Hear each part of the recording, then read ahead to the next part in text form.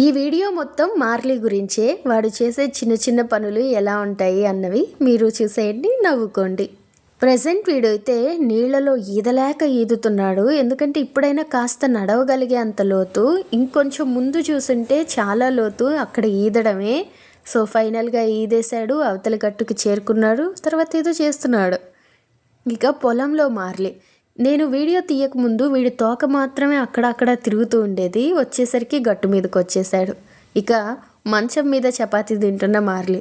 ఏదైనా చపాతీ దోశ ఇస్తే మాత్రం గిన్నెలో నుంచి అలా చపాతీగా తీసుకెళ్ళిపోయి మంచం మీద పెట్టుకొని తినడం ముసలి మార్లీ తాతకి అలవాటు.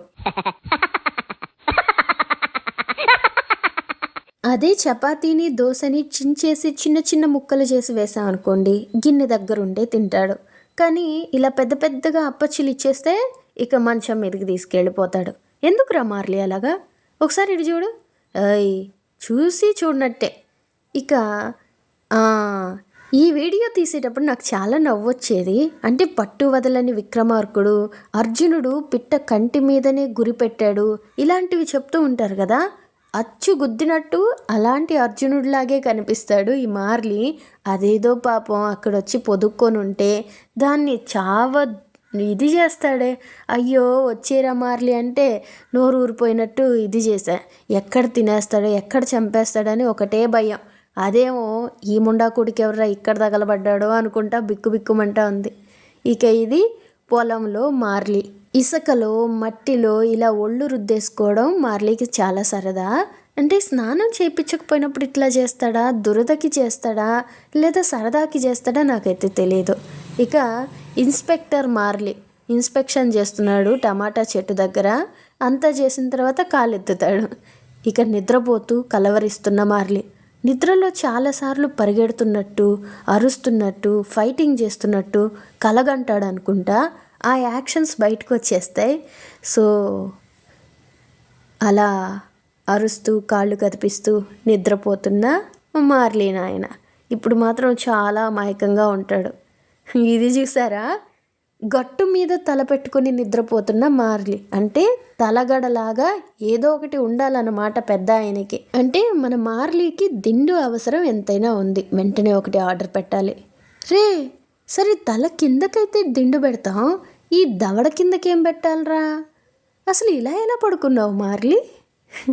కాదు నాయనా, నీ దవడ కింద ఎందుకు?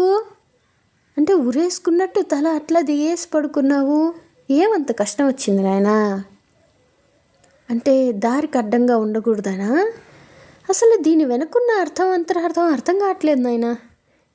ఇక ఇది అవ్వ పక్కన పడుకున్న మార్లీ.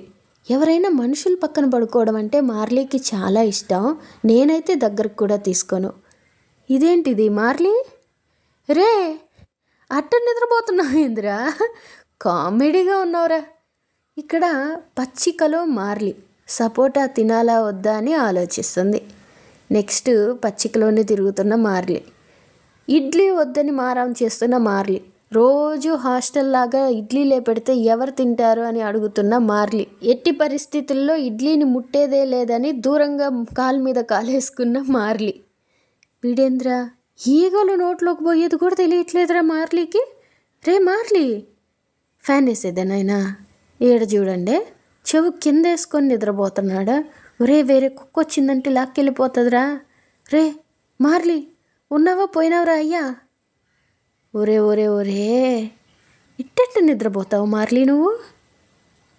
రే మార్లీ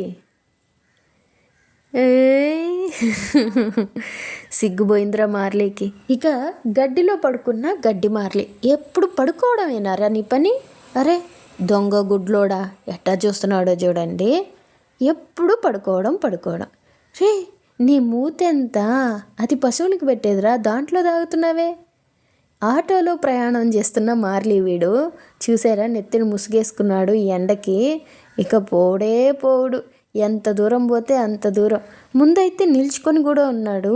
ఇక అరగంట జర్నీ చేశాక నిల్చుకోలేక కూర్చునేశాడు. ఇప్పుడైతే 4 కూడా బయట ఊగుతుంది.